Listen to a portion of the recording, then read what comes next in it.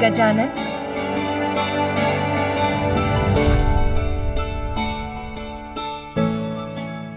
उठो पुत्र गजानन।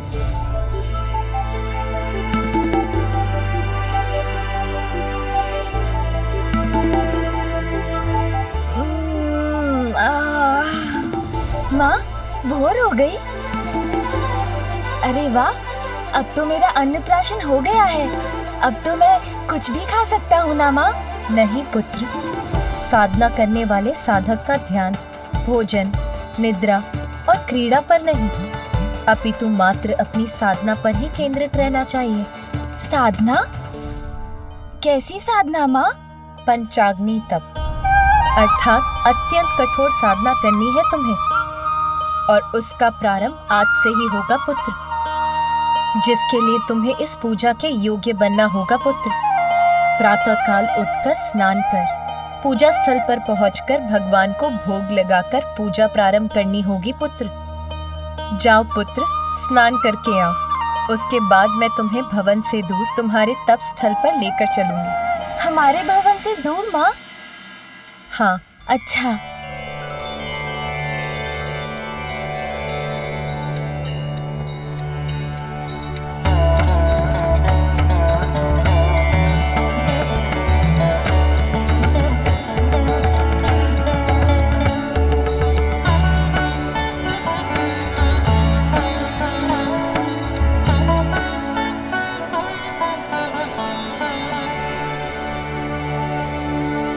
माता, मार्ग तो समाप्त हो गया। तपोस्थली कहाँ है? पुत्र, वो रही तुम्हारी तपोस्थली।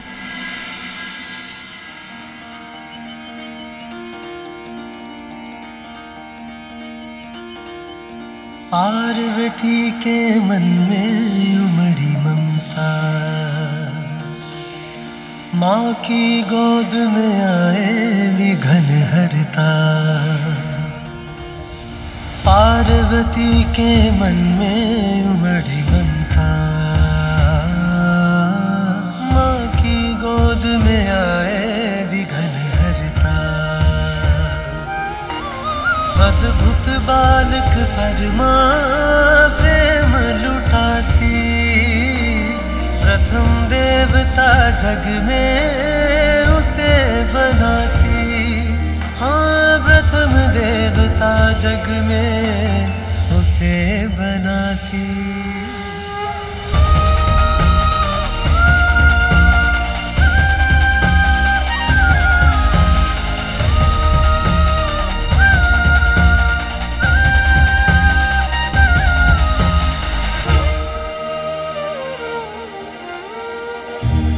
माँ, हम तप के लिए भवन से इतनी दूर इस निर्जन वन में क्यों आए हैं? इसीलिए पुत्र, क्योंकि इस निर्जन और शांत स्थल पर तुम्हारा ध्यान नहीं बटेगा और तुम अपने तप पर स्थिर रहोगे।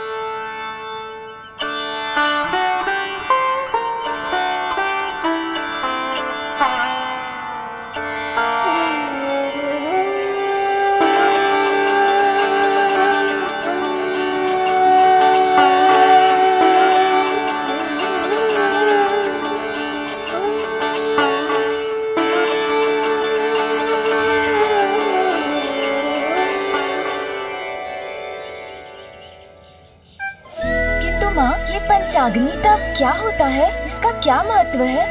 पुत्र, हमारे शरीर में 7 चक्र होते हैं।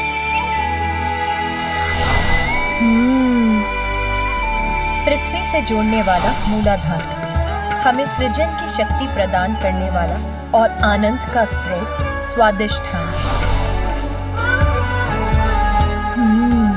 हमारे आत्मबल, आत्मविश्वास और बुद्धि का स्रोत मणिपूरक, प्रेम, संवेदनशीलता और करुणा का स्रोत अनाहत, हमारे जीवन में सत्य के स्वर को प्रबल बनाने वाला विशुद्धि, सहज ज्ञान, अंतर्दृष्टि का केंद्र अजना और सहस्त्रार विशुद्ध पावन चेतना का स्रोत, कुंडलिनी वो शक्ति वो ऊर्जा है जो हमारी रीढ़ के आधार स्थान पर स्थित रहती है। तप और ध्यान के प्रभाव से ये कुंडलिनी शक्ति जागृत होकर सभी चक्रों से होते हुए ऊपर की ओर बढ़ती है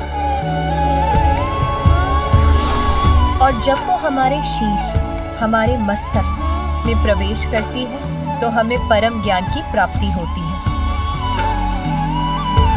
अपनी इस शक्ति को जानने के लिए हमें इन सभी चक्रों को शुद्ध करने की आवश्यकता है। पंचाग्नि तप से जागृत अग्नि तुम्हारा शुद्धिकरण करेगी पुत्र। इस दीपक की लौ पर अपना ध्यान केंद्रित कर तुम अपना तप आरंभ करोगे पुत्र। तुम्हारे ध्यान की गहराई में उतरते ही इस दीपक की अग्नि से तुम्हारे चारों ओर पंचाग्नि को प्रज्वलित करेगी और यही तुम्हारे समस्त चक्रों के शुद्धिकरण का संकेत होगा और फिर तुम्हें सर्वोच्च आत्मज्ञान की प्राप्ति होगी। अब भोग लगाकर तुम्हें अपने तप का शुभारंभ करना चाहिए पुत्र। हाँ माँ।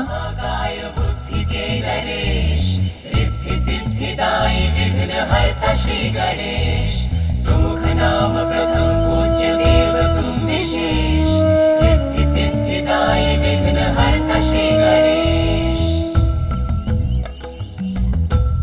अब पद्मासन में बैठकर अपना समूचा ध्यान इस दीपक की लौ पर केंद्रित करो।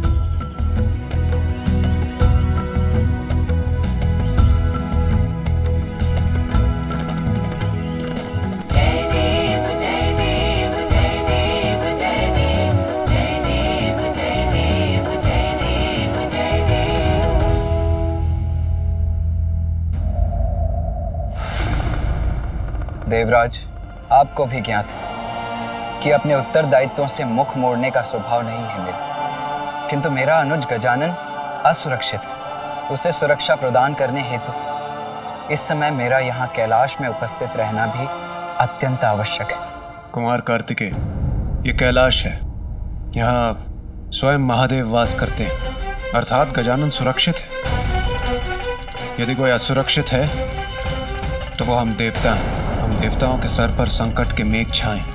आज धर्म की ज्योति भी संकट में है और उसकी रक्षा करना आपका धर्म है। देवराज,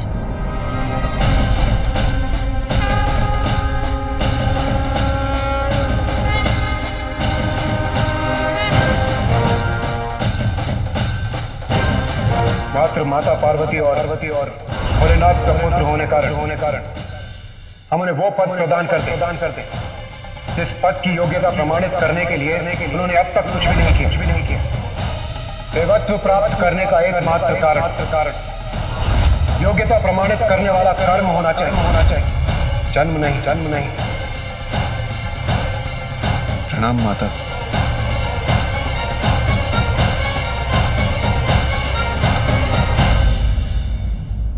पूर्व में भी मैंने आपसे कहा था कि आपकी रक्षा, देवताओं की सहायता, सृष्टि के संकटों को दूर करना मात्र यही नहीं है मेरे पुत्र कार्तिकेय का धर्म। उसका दायित्व अपने परिवार के प्रति अपने दायित्व का निर्वाह करने के लिए इस समय मेरे पुत्र का यहाँ रहना अनिवार्य है।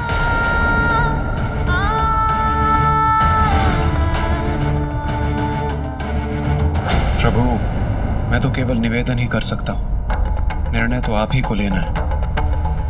और मैं आपके परिवार में हस्तक्षेप करने की दृष्टता भी नहीं कर सकता। किंतु प्रभु, आज संकट मुख खोलकर खड़ा है। उसे नष्ट करने के लिए देव सेनापति होने के नाते कुमार कार्तिकेय का दक्षिणी छोर पर होना अति आवश्यक है प्रभु। इंद्रदेव, मेरा छोटा पुत्र कार्तिकेय का अनुज गजानन एक अत्यंत कठिन तप का प्रारंभ कर रहा है आज। उसके लिए मुझे अपने पुत्र कार्तिकेय की यहाँ आवश्यकता है। तो तप कर रहा है गजानन, अर्थात माता पार्वती अपने प्रण को भूली नहीं है। यदि गजानन इस तप में शक्तिशाली हो गया तो ज्ञात नहीं वो कितना समर्थ हो जाए। तप के पश्चात तो वो कदाचित मुझे ही देवराज के पद से हटाकर स्वयं मेरा स्थान न ले ले। नहीं, मैं ये कदाचित नहीं होने दूंगा। लिए तब से तुम गजानन को सबल समर्थ क्यों बना रही हो? इसीलिए ना कि वो आत्मनिर्भर हो सके, सब जगत का कल्याण कर सके, लोक कल्याण का हेतु बन सके। तनिक विचार करो उमा, तुम्हारा पुत्र कार्तिकेय तो तुम्हारी शक्ति पाकर पूर्व से ही सर्व समर्थ है। वो अपनी रक्षा करने के साथ साथ वो सज्जनों की रक्षा करने में भी सक्षम है, और वही उसका धर्म है ना? पुत्र, तुम ही कहो, तुम्हारा कर्तव्य कहाँ है, यहाँ या दक्षिण में?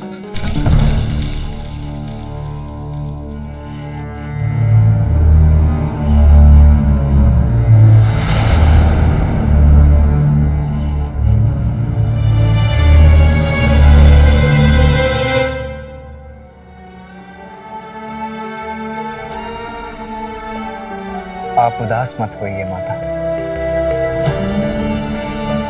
पिताश्री का संकेत उचित है। आप यहाँ गजानन की सुरक्षा का ध्यान रखें और मैं वहाँ दक्षिण में अपने दायित्व का निर्वहन करूँगा। किंतु जब भी आपको मेरी आवश्यकता होगी मैं यहाँ उपस्थित हो जाऊँगा। क्या आप मुझे जाने की अनुमति देंगी?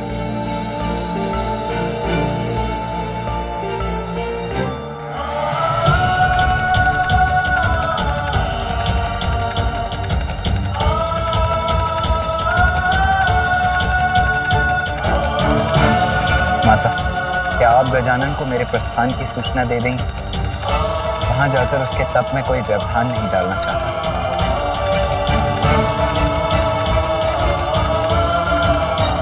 जाओ पुत्र।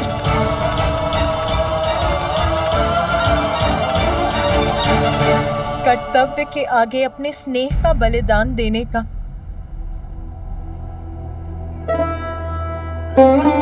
अपने हृदय को कठोर बनाकर तुम्हें विदा करने का अभ्यास हो गया है मुझे। और आप भी सुन लीजिए इंद्रदेव, यदि मेरा पुत्र गजानन अपने इस तप में सफल हुआ तो उसे कभी किसी की सहायता की आवश्यकता नहीं होगी। वो भी सर्वसमर्थ होकर अपनी ही नहीं, संसार की सभी बड़ी समस्याओं को सुलझाने में सक्षम हो जाएगा।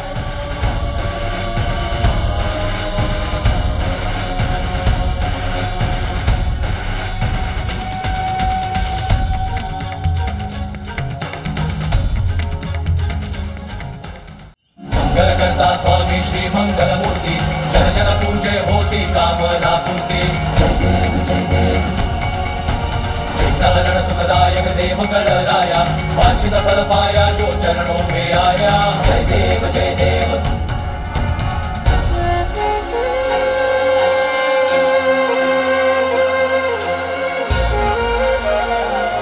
क्या हुआ जया?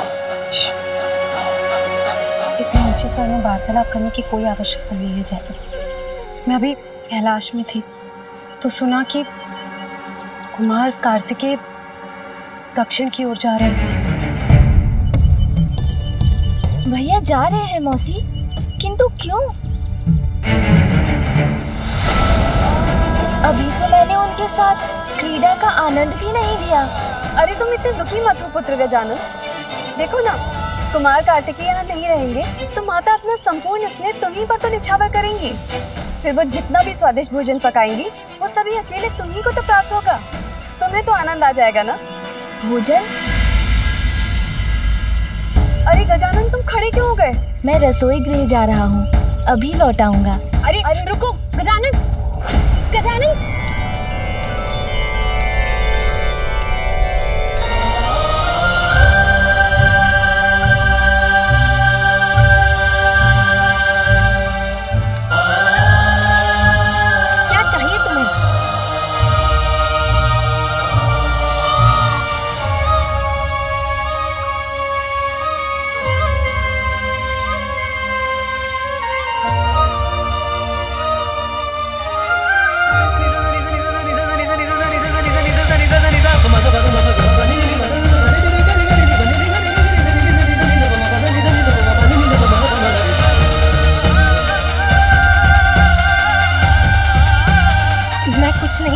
किंतु साधना के मध्य में भूख को मिटाने के लिए अपने भोजन की व्यवस्था करने आया था।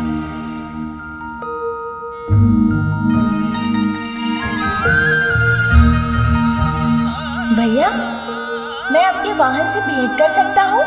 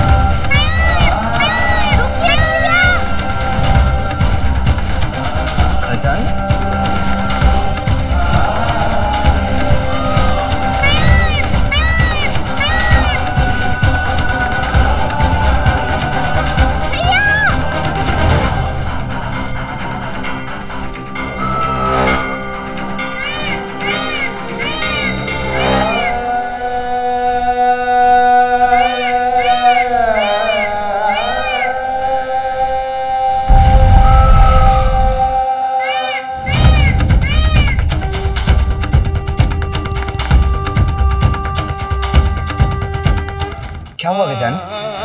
तुम दौड़ क्यों रहे थे? मुझे क्यों रोका? सब सकुशल तो है ना? इतनी बार कहा है तुम कि भवन से इतनी दूर अकेले मत निकला करो। कहा है ना?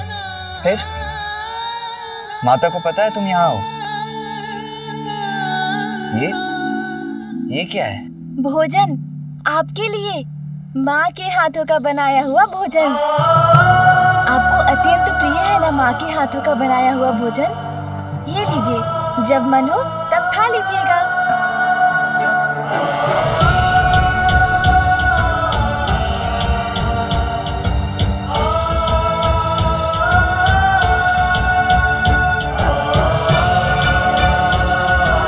अपना ध्यान रखना गजानन, और माता का भी ध्यान रखना। अपने तप पर ध्यान देना, और हाँ, गणों को तनिक भी कष्ट मत देना। जी भैया। और माँ को बताए बिना भवन से इतनी दूर कभी मत आना। जी भैया। अब मुझे जाना होगा गजानन, और विलंब उचित नहीं है। लाओ ये भोजन दे दो मुझे। दो। अपना ध्यान रखना अनुज। जी भैया।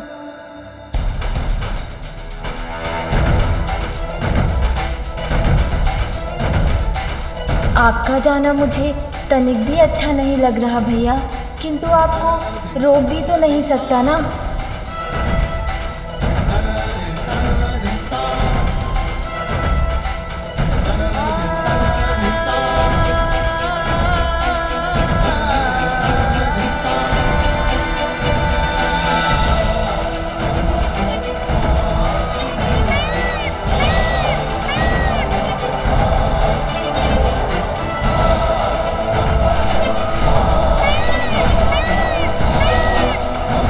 मुझसे तो भैया का जाना अभी से नहीं सहा जा रहा है। पता नहीं अब उनसे कब भेंट होगी, किंतु अब मुझे लौट जाना चाहिए। माँ ने कहा था भोग की थाल लगाकर पूजा प्रारंभ करनी है।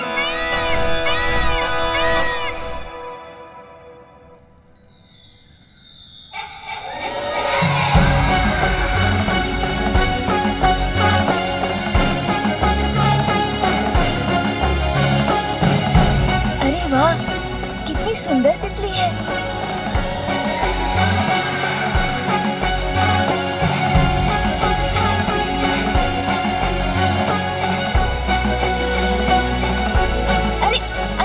तितली।